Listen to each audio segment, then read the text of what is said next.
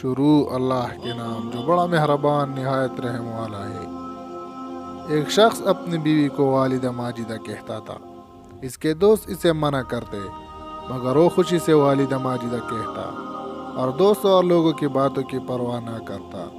ایک دن ایک دوست نے فتویٰ دیا، تیرا نکاح ٹوٹ گیا، تو نے بیوی کو والدہ ماجدہ کہا ہے۔ پھر بھی اس شخص نے پرواہ نہ کی۔ کچھ عرصہ گزرا، دوست نے کہا تو بیوی سے زنا کر رہا ہے، نکاح ٹوٹ گیا۔ اس نے پھر بھی پرواہ نہ کی۔ پھر دوستوں نے ایک عالم سے فتویٰ لکھوایا اور فتویٰ جا کر دوست کو دکھایا، جس میں واضح لکھا تھا کہ نکاح ٹوٹ گیا اور والدہ ماجدہ کہنے والا شخص بیوی سے زنا کر رہا ہے، تو بتائب ہو جائے وغیرہ وغیرہ۔ مگر اس شخص نے پرواہ نہ کی، ہنس کے ٹال دیا۔ ایسے ہی پھر ایک دوست نے کہا، کسی اور عالم اور مفتی سے پوچھتے ہیں جس کو یہ مانتا ہے، اسے فتویٰ لے آتے ہیں۔ خیر وہ دوسرے عالم کے پاس گئے، اس کو سب بتایا تو اس عالم صاحب نے پوچھا کہ فتویٰ میں نہیں دوں گا جب تک وہ شخص خود نہ آئے۔ دوست مل کر اس شخص کو لے گئے۔ اس مفتی صاحب نے پوچھا کہ آپ اپنی بیوی کو والدہ ماجدہ کہتے ہیں؟ اس نے اقرار کیا۔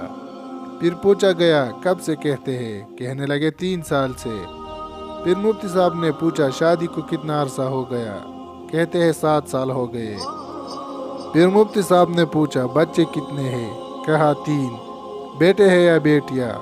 اس نے کہا صرف بیٹیاں۔ مفتی صاحب نے کہا نام بتاؤ۔ اس شخص نے کہا سلمہ، سائمہ، ماجدہ۔ تو مفتی صاحب نے کہا لگتا ہے چھوٹی بیٹی بہت پیاری لگتی ہے۔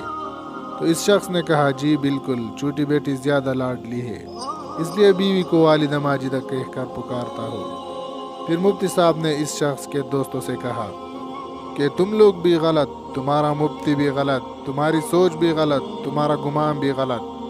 قرآن پاک میں ہے تحقیق کیا کرو، مگر ہم نہیں کرتے۔ یہی مسئلہ رشتہ داروں میں جس کی بات ہو اسی سے پوچھو مطلب کیا ہے۔